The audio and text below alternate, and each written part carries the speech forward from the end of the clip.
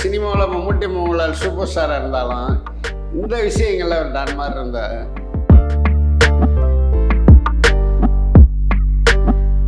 கூலி வேலை திட்டத்தில் ஆரம்பிக்கக்கூடிய இந்த பாலியல் சுரண்டல் கோடிக்கணக்கான சம்பளம் வாங்கக்கூடிய நடிகர் விஷயம் வரைக்கும் இருக்கு. இந்த 24 பக்கத்தை வெளியிடாமல் இருக்கிறதுக்கு காரணம் மாநிலத்தில் ஒரு அசாதாரணமான சூழ்நிலை வந்துவிடக்கூடாதுங்கிறதுனால இதோட படத்தில் இந்த நடிகை தான் போடணும், வேற யாரையும் போடக்கூடாது, இல்லைன்னா கால்ஷீட் இல்லைன்னு ஒரு நடிகர் சொல்லும் பொழுது தயாரிப்பாளருக்கு இயக்குனருக்கும் வேற வழியே கிடையாது. இந்த வீடியோவை உங்களுக்கு வழங்குபவர்கள் பேசஸ் பே, secure digital payments with multiple features and great success rate. வணக்கம். இன்றைய சந்திப்பில் நம்முடன் இணைந்திருப்பவர் பத்திரிகையாளர் எஸ் ராமானுஜம். வணக்கம். வணக்கம். கேரளாவில் ஒரு அறிக்கை ஒரு புயலை கிளப்பி இருக்கு சினிமா உலகத்தில். என்னன்னா, கேரள உயர்நீதிமன்றத்தின் ஓய்வு பெற்ற நீதிபதி ஹேமா தலைமையில் அமைக்கப்பட்ட கமிஷன் சினிமா உலகத்தில் பாலியல் ரீதியாக பெண்கள் அடக்குமுறைக்கு ஆளாக்கப்படுறாங்க, துன்புறுத்தப்படுகிறார்கள், மிரட்டப்படுகிறார்கள் என்கிறத ஆதாரங்கள் அடிப்படையில் அவங்க நிரூபிச்சிருக்காங்க. அந்த அறிக்கை வெளிவந்த பிறகு சினிமா உலகத்தில் என்ன விளைவுகள் ஏற்பட்டு? எந்த விளைவுமே நடக்காது.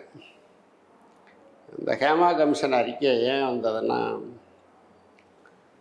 தமிழில் பிரபலமான நடிகை பாவனா அவங்கள நடிகர் திலீப் ஆள் வச்சு கடத்தி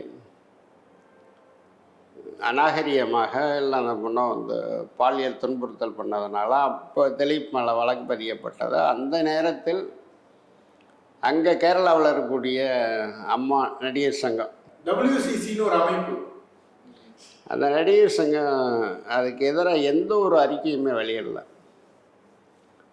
அப்போ நம்ம ரேவதி நடிகரோ ஒன்று அங்கே இருக்கக்கூடிய முற்போக்கு நடிகர்லாம் சேர்ந்து என்ன ஒரு பெண் பாதிக்கப்பட்டிருக்கா நீங்கள் ஏன்னா இப்போ திலீப் கேரள சினிமாவில் ஒரு தாதா மாதிரி அவர் தான் எதையும் டிசைட் பண்ணுவார். அந்த அளவுக்கு பீக்கில் இருந்தார். 2000 ரியல் எஸ்டேட் பல்வேறு விஷயங்கள்ல அவர் அங்கே இருக்கக்கூடிய மம்முட்டி மோகன்லால் எல்லாத்துக்குமே அவர் தான் டான் மாதிரி.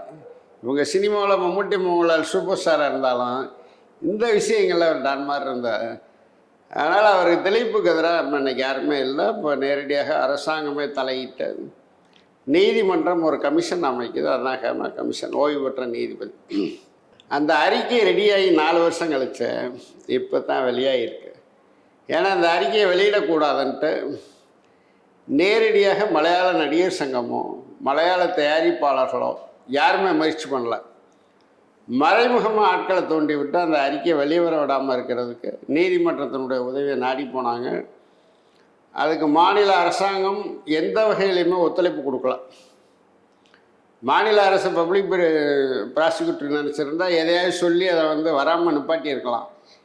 இதையெல்லாம் தகர்த்து அந்த அறிக்கையை வெளியிடலாம்னு வந்ததுக்கு முன்னாடி தான், அதாவது உலகத்திலேயே ஒரு சினிமா துறையில் பாலியல் அத்துமீறல், பாலியல் எல்லாமே இருக்கும். வாய்ப்புக்காக பெண்கள் பயன்படுத்தப்படுகிறார்கள். இது பேசுறதுக்கு நல்லா இருக்கும், எதுக முனையாக இருக்கும், அதிர்ச்சியாக இருக்குது, ஆச்சரியமாக இருக்குது. டிவியில் இது டிபெட்டில் நடிக்கலாம். இங்கே இழக்கிறதுக்கு எதுவுமே இல்லைன்ற கண்டிஷனில் தான் எல்லாருமே வர்றாங்க. நீங்கள் அந்த அறிக்கையில் சொல்லப்பட்டக்கூடிய விஷயம் என்பது இங்கே சினிமாவில் கிட்டத்தட்ட நூற்றாண்டு காலமாக இருந்துட்டு, ஒரு பெண் கதாநாயகி ஆகணும் அல்லது சினிமாவுக்குள்ள நடிக்கணும்னா சில விஷயங்களை இழந்து தான் அவங்க வர வேண்டியது இருக்குது. இது எழுதப்படாத சட்டமாகவே சினிமாவில் இருக்குது. இது தமிழ் மலையாள சினிமாவில் மட்டும் இல்லை, இந்திய சினிமாவுடைய சாபக்கேடாக தான். திறமைக்கு வாய்ப்புங்கிறத விட ரைட்டு உங்களை ஹீரோயினியாக போட்டால் நீங்கள் எனக்கு என்ன பண்ணுவீங்க? இதை முதல்ல தயாரிப்பாளர் கேட்டுட்டு இருந்தார், அப்புறம் இயக்குனர் கேட்க ஆரம்பித்தார், அப்புறம் நடிகர். இப்போ நடிகரே முடிவு இல்லை, அந்த படத்துக்கு அவங்கள புக் பண்ணிடுங்க, சம்பளம் எதை பற்றி யோசிக்கிறதே இல்லை. அவரே சொல்லிட்டாரா, அப்போ எனக்கு இவ்வளோ சம்பளம் கொடுங்க. ஒரு நடிகர் சிபாரிசு பண்ணதுனால இங்கே நடிகர்களுடைய சம்பளம் அதிகரிச்சிருக்கு. இது ஹீரோயினிக்கு மட்டும் இல்லை, துணை நடிகையிலேருந்து எல்லா மட்டங்கள்லையுமே இந்த பாலியல் டிமாண்டுங்கிறது சினிமாவில் எல்லா இடங்கள்லையும் இருக்குது. இப்படி ஒரு விஷயம் இருக்கிறது எல்லாமே நீங்கள் பத்திரிகையிலையும் மற்ற எல்லாத்துலேயுமே செய்திகளாக கிசுகிசுவாக எல்லாமே வந்துக்கிட்டு இருந்துச்சு. ஆனால் அதை ஆவணப்படுத்தி இருக்கு கேரளா இடது முன்னணி அரசாங்கம். உலகத்திலேயே முதல் முறையாக இந்தியாவில் அதை கேரள மாநிலத்தில் நடந்திருக்குது. இந்த அறிக்கையை கேரளாவை தவிர்த்து பாக்கி எல்லா ஸ்டேட்லேயும் போட்டு கூறு போட்டு பிச்சு பராஞ்சிக்கிட்டு இருக்காங்க. ஆனால் அது சினிமாவுக்கு மட்டும் பொருத்தமானதா? எல்லா துறைகள்லையும் அது இருக்கு. அதை யாருமே பேச தயாராக இல்லை. இதை பற்றி விவாதிக்கக்கூடிய இல்லை இதை பற்றி காரசாரமாக ரொம்ப தீவிரமாக இதுக்கு என்ன தீர்வுன்னெலாம் கேட்கக்கூடிய ஊடகத்திலேயே அட்ஜஸ்ட்மெண்ட் ஒன்று இருந்தால் தான் முன்னேற முடியுங்கிறது சில வருடங்களுக்கு முன்னுக்கு பரபரப்பான செய்தியை ஏதுக்கு ஒரு நடிகர் கோர்ட்டுக்கெல்லாம் போயிட்டு வந்தார். இது சினிமாவில் மட்டும் இல்லை. இன்றைக்கி பிரதமருடைய 100 நாள் வேலைவாய்ப்பு திட்டத்தில் உன் பேரை சேர்க்கணுமா, கங்காணியை சாயந்தரம் போய் பார்த்துறேன், இல்லைன்னா அவன் பேரை சேர்க்க மாட்டான். ஸோ 300 ரூபாய்க்கு பிரதமரின் கூலி வேலை திட்டத்தில் ஆரம்பிக்கக்கூடிய இந்த பாலியல் சுரண்டல், கோடிக்கணக்கான சம்பளம் வாங்கக்கூடிய நடிகர் விஷயம் வரைக்கும் இருக்கு. சரி, இது வந்து கட்டாயப்படுத்தப்படுதா? இல்லை, இது எங்கேயுமே இது இருந்தால் உனக்கு வாய்ப்பே இல்லைனா இல்லை. எத்தனை பேர் இதெல்லாம் நான் பண்ண மாட்டேன், எனக்கு வாய்ப்பே வேணாம்னு சொல்லிட்டு போனது எத்தனை பேர் இருக்காங்க?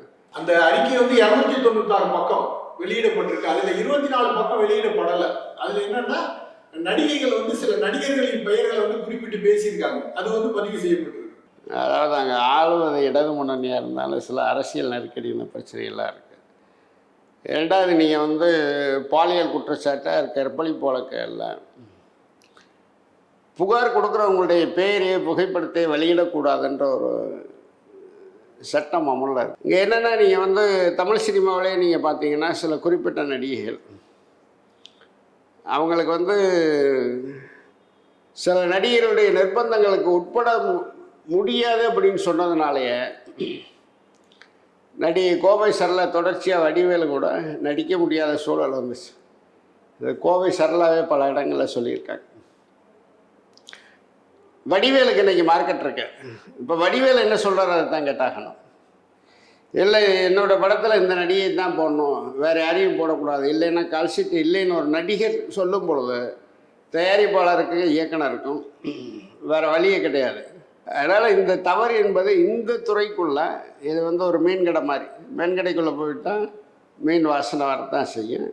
அப்படித்தான் சினிமா என்பது பாலியல் விஷயங்கள் வந்து அன்றாட நிகழ்வு சர்வசாதாரணமாயிடுச்சு.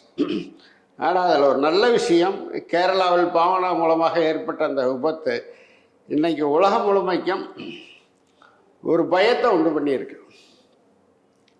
சர்வசாதாரணமாக இனிமேல் கட்ட முடியாது. பயந்து அஞ்சு இல்லை ஆள் மூலம் இப்படி தான் பேச முடியுமே ஒழிய சைட் அப்போ மாதிரியெல்லாம் கேட்டுற முடியாது. இந்த ஹேமா கமிஷன் அறிக்கை இருக்குல்ல, தமிழ் சினிமாவில் என்ன மாதிரியான ஒரு பேச்சுவார்த்தை உருவாக்கி? ஏதாவது இந்த அறிக்கை வெளியே வந்ததும் தமிழ் சினிமாவில் இருக்கக்கூடிய சில நடிகர்கள் இயக்குநர்கள்லாம் பேசும்பொழுது அவங்க சொன்னாங்க, இது கந்தபுராணத்திலோட இல்லாத விஷயமா இருக்கே அப்படின்னு ஒரு கமெண்ட். ஏன்னா உலகத்திலேயே அதிகமான பொய் கந்தபுராணத்தில் தான் இருக்கும். அது மாதிரி ஒரு கமெண்ட்டை ஒரு சூப்பர் ஹீரோ கமெண்ட் அடித்தார். இது என்ன புது விஷயமா இருக்கு, காலங்காலமாக இங்கே நடந்துகிட்ருக்கு, இது குலத்தொழிலாகவும் இருக்குது, குடும்பத்தொழிலாகவும் இருக்குது, வாழ்வாதாரத்துக்கான தொழிலாகவும் இருக்குது. இதை இப்போ யாரையும் கட்டாயம் பிடிச்சி கையை பிடிச்சி அழுத்துட்டு வந்தான் என்கிட்ட வந்து நீ கேட்குற, எனக்கு அதை நீ கொடுத்தீங்கன்னா நான் தர்றேன். இன்றைக்கி வந்து பிரதம மந்திரி அலுவலகத்திலேருந்து கடைக்கோடி சாதாரணமாக பீன் வரைக்கும் கட்டிங் கொடுத்தா தான் காரியம் ஆகும் அப்படின்ற இது ரொம்ப சர்வசாதாரணமாகி போச்சு. சினிமாவில் லஞ்சம் வாங்க முடியாது. ஒரு நடிகைகிட்ட இருந்து பணம் சம்பாதிக்க வரக்கூடிய நடிகைகிட்ட நாங்கள் என்னத்தை கேட்க முடியும்? இல்லை, ஆனால் அவங்க ஒரு கருத்தை முன்வைக்கிறாங்க. என்னன்னா, அவங்க ஒரு ஆர்வத்தில் சினிமாவில் நடிக்க வராங்க, ஆனால் நம்ம தவறாக பயன்படுத்தப்படுறாங்க. அவங்க ஒரு ஆர்வத்தில் வராங்க, நாம் ஒரு நடிக்கணும். அதைத்தான் முதல்ல சொன்னேன். எதுகை மோனைக்காக, டிப்பட்டுக்காக அதெல்லாம் பேசலாம். மும்பையிலேருந்து வர நடிகையும், பெங்களூர்லேருந்து வர நடிகையும், கேரளாவிலேருந்து வர நடிகையும் சினிமாவில் என்னென்ன விதமான பாலியல் பிரச்சனைகள் இருக்குது, என்னென்ன விதமான தேவைகள் டிமாண்ட் நம்மகிட்ட வைப்பாங்க அப்படிங்கிறத தெரிஞ்சு தான் சினிமாவுக்கு வர்றாங்க. அதுக்கு மிக சிறந்த 2 உதாரணத்தை சொல். டைரக்டர் அமீர்கிட்ட ஒரு பொண்ணு நடிக்கிறதுக்கு வாய்ப்பு கேட்டது. அமீர் வந்து சிவகுமாரோடைய இன்னொரு உறவு மாதிரி பெண்கள் விஷயத்தில் உட்காந்து பேசிகிட்டே இருக்கும்போது அந்த பொண்ணு வந்து ஒரு மடியில் வந்து உட்காந்துருச்சு. ஒரு பதறிப்பு வந்து நடிக்கிறதுக்கு தான் நான் வாய்ப்பு கேட்டேன். சார் நான் எதுக்கு ரெடி சார், எனக்கு நடிகை மட்டும்தான் வேணும், மற்றதெல்லாம் நான் அப்படிப்பட்ட ஆள் இல்லைன்ட்டு பொண்ணை விரட்டி விட்டார். கிட்டே வரக்கூடாதுன்னு சொல்லிட்டு பகிரங்கமாக ஒரு பேட்டியிலே சொல்லியிருக்கார்.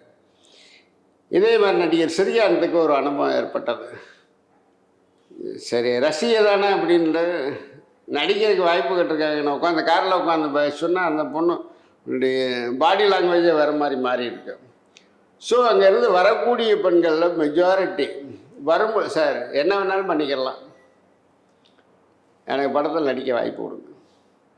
அதனால் ஆர்வ கோளாறில் இங்கே ஏதோ இயக்குனர் மகேந்திரன் சொன்ன மாதிரி பல சினிமாவை கெடுத்து குட்டிச்சவராக்கி வச்சுருக்கேன், இதை நான் திருப்தியாகவேன்னு ஊரில் இருந்து அவனும் கிளம்பி வரல. நீ வர்றது பிறகு நடிகையை நீ வச்சுக்கிறன்னு இல்லை நடிகைகளோட இருக்கணும் அல்லது கோடிக்கணக்கில் சம்பாதிக்கணும்னு நினச்சி தான் எல்லோரும் டைரெக்ஷனுக்கு வர்றான், நடிக்க வர்றான். சினிமாவை திருத்தரம்னு இங்கே யாராவது வந்ததாக சொல்ல முடியுமா அப்படின்ட்டு ஒரு பேட்டியில் கேட்டார். அதே மாதிரி தான் அங்கே வரக்கூடிய நடிகைகளாக இருக்கட்டும், நடிப்பார்வத்தில் வரக்கூடிய எல்லாருமே சொல்லுவாங்க இவருடைய கலைத்தாகத்துக்காக வந்தேன் அப்படின்னு. கலைத்தாகமும் மண்ணாங்கட்டியா ஒரு படம் நடித்த பின்னாடியே அடுத்த படத்தில் 3 கோடி கேட்கறதுக்கு பேராக கலைத்தாகம். இந்த அறிக்கை இருக்குல்ல, இந்த ஹேமா கமிஷன் அறிக்கை, இப்போ கேரளாவில் என்ன நடவடிக்கை எடுக்க போகிறாங்க? சார் இது வந்து என்னென்னா சினிமாவை பொறுத்த வரைக்கும் ஒரு அங்கீகரிக்கப்படாத தொழில். இன்றைக்கி அரசு அலுவலகங்கள் நடக்கக்கூடிய பாலியல் அத்துமீறலுக்கு எதிராகவே நடவடிக்கை எடுக்க முடியாமல் அரசாங்கங்கள் தடுமாறிட்டு இருக்கு. இது ஒரு ஓப்பன் மார்க்கெட்டு, ஒரு யூக வாணிபம். நீங்கள் விவசாயி மாதிரினா சினிமா தயாரிப்பாளர் 1 லட்ச ரூபா செலவழித்து நெல்லை நட்டு வந்திருப்போம், சாயந்தரம் மழை பெஞ்சு மொத்தம் காலியாகிப்போம். அதே மாதிரி தான் சினிமா 100 கோடி ரூபா போட்டு படம் எடுத்திருப்பார். முதல் ஷோவில் போய்க்க படம் கணக்கு முடிஞ்சு அப்படிமா. இந்த யூக வாணிபத்தில் நீங்கள் அரசாங்கம் தலையிட்டு நீங்கள் என்ன உத்தரவாதம் கொடுக்க முடியும்? இல்லை நடிகைகளுக்கு அம்மா நீ உனக்கு நான் பாதுகாப்பு தரேன்னு போகலாம். இயக்குனர் இந்த நடிகைக்கு நடிக்கவே வரல வேற ஆளை போடுன்ட்டு போயிடுவாங்க. இது ஒரே விஷயம் தான், பட்டுக்கோட்டை சொன்ன மாதிரி தான். திருடனாய் பார்த்து திருந்தாவிட்டால் திருட்டை ஒழிக்க முடியாது. தனி மனித ஒழுக்கம் என்பது நீங்கள் எல்கேஜியிலேருந்து வரணும். நீங்கள் சிக்னலில் எப்படி முந்தி போகலாம்ன்ற மனவில் தான் வருது. உங்களுடைய ரெகுலர் ரூட்டில் போகாமல் சந்து ஒந்துக்குள்ளே போய் போகிறதுக்கு தான் பார்க்குறேன். ஸோ உங்களுடைய கல்வி முறை மாற்றப்பட்டு அதில் வந்து சுய ஒழுக்கம் நீங்கள் பிஞ்சிலேயே சொல்லி கொடுத்தா தான் எல்லாத்துலேயுமே மாறும். அது இங்கே இல்லையே. நீங்கள் நம்ம ஆளக்கூடிய அரசியல்வாதிகள்கிட்டையும் இல்லை. அப்புறம் எப்படி இங்கே வந்து நீங்கள் வந்து கேரளாவிலேருந்து இந்த அறிக்கை என்பது நல்ல விஷயம். வேறு எந்த ஒரு அரசாங்கமாக இருந்திருந்தாலும் இந்த அறிக்கையை வெளி வந்திருக்காது. அது இடது முன்னணி அரசாங்கம்ன்றதுனால. 2வது இதே பினராயி விஜயன்ட்ட அங்கே இருக்கக்கூடிய எல்லா முன்னணி நடிகர்களும் தனிப்பட்ட முறையில் கோரிக்கை வச்சு அவர் சொன்ன ஒரே விஷயம், சட்டம் தன் கடமை செய்யும். தமிழ்நாட்டில் இப்படி ஒரு அறிக்கையை போட்டு நீங்கள் வெளியிட்டிருக்க முடியுமா?